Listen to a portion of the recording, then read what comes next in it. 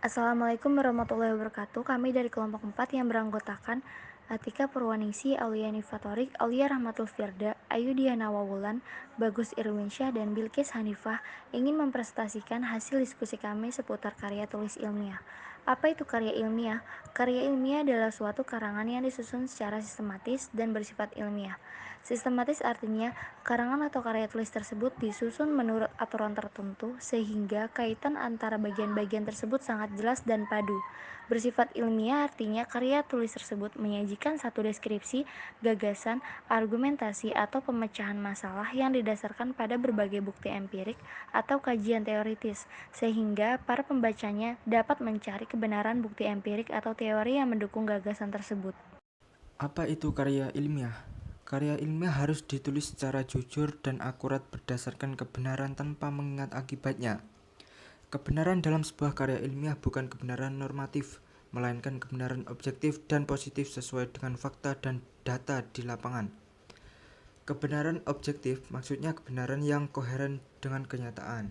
Yang selanjutnya ada ciri-ciri karya tulis ilmiah. Ciri yang pertama yaitu dari segi isi. Karya ilmiah menyajikan pengetahuan yang dapat berupa gagasan, deskripsi tentang sesuatu atau pemecahan masalah. Yang kedua, pengetahuan yang disajikan tersebut didasarkan pada fakta atau data, bisa disebut sebagai kajian empiris atau pada teori-teori yang telah diakui kebenarannya. Yang ketiga, mengandung kejujuran dalam penulisan dan memiliki kebenaran objektif atau sesuai dengan fakta. Yang keempat, bahasanya baku, denotatif, dan banyak istilah teknis. Dan yang terakhir, yaitu penulisannya mengikuti cara-cara atau aturan-aturan tertentu. Selanjutnya ada tujuan menulis karya ilmiah. Apa sih tujuan menulis karya ilmiah?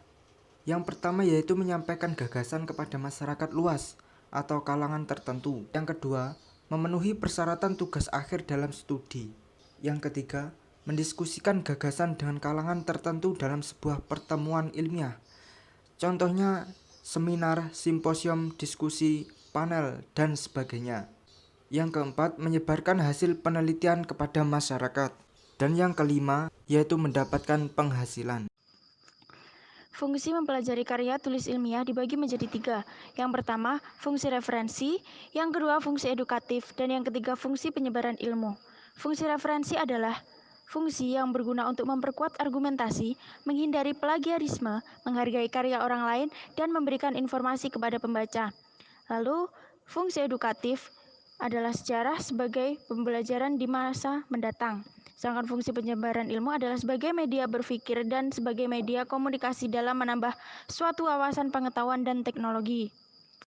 Lalu selanjutnya manfaat mempelajari karya tulis ilmiah. Manfaat untuk masyarakat luas, karya ilmiah dapat dimanfaatkan untuk sumber rujukan, perluasan wawasan, dan mengikuti perkembangan zaman. Lalu manfaat untuk penulis, mengembangkan keterampilan membaca yang efektif. Lalu dengan mempelajari karya tulis ilmiah, kita juga akan mendapatkan kepuasan intelektual, kesempatan berlatih mengintegrasikan hasil bacaan dengan gagasan sendiri, lalu mengakrabkan penulis dengan kegiatan perpustakaan, dan menyumbang perluasan ilmu dalam masyarakat. Jadi manfaat mempelajari karya tulis ilmiah ada 6 yang saya sebutkan tadi. Hubungan antara karya ilmiah dengan karya klasik.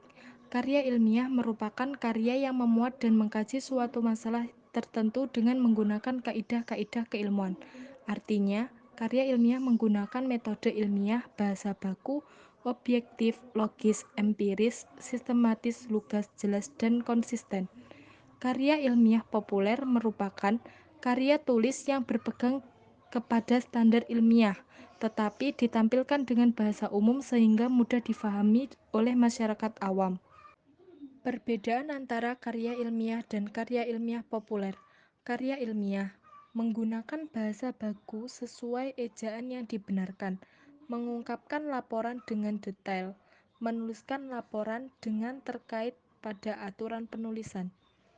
Sedangkan karya ilmiah populer menggunakan bahasa sehari-hari, hanya mengungkapkan dengan sangat ringkas. Karya ilmiah populer tidak terikat. Proses membuat karya ilmiah modern. 1. Tahap persiapan pra-penulisan. 2. Tahap inkubasi ketika pembelajaran memproses informasi untuk memecahkan masalah. 3. Tahap iluminasi, tahap ketika menentukan inspirasi baru. 4. Tahap verifikasi atau evaluasi. Tahap 1-4 berlaku untuk tahap proses menulis esai, opini atau artikel, karya ilmiah, artistik, dan sebagainya. Kendala-kendala dalam membuat karya tulis ilmiah. Yang pertama, rasa malas mencari sumber informasi dari buku, media massa, media elektronik, pengalaman sendiri, dan lain-lain.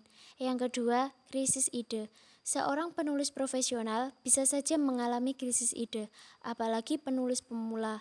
Sebagai penulis, diharapkan kreatif dalam mencari ide bahasan. Yang ketiga, kurangnya berlatih. Ketidakmampuan mengembangkan masalah, padahal ide sudah menumpuk di dalam otak, yang akhirnya menyebabkan kemacetan dalam menulis.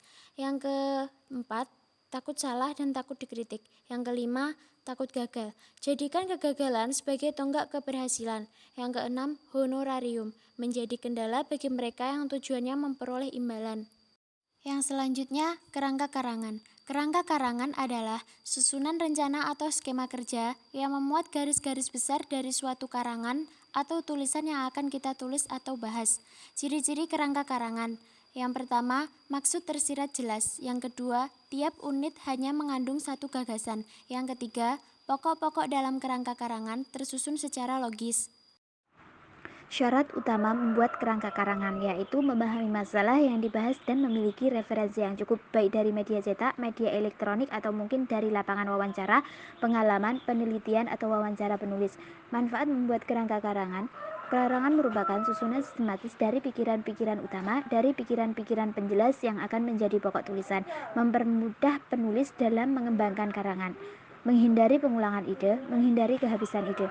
Adapun langkah-langkah membuat karya tulis ilmiah yaitu 1. Mencari masalah, 2. Menentukan judul, 3. Membuat latar belakang, 4. Menetapkan rumusan masalah, 5. Mencari kerangka teori, 6. Membuat prior research atau penelitian sebelumnya yang serupa, 7. Menulis hasil temuan, 8. Menentukan daftar pustaka.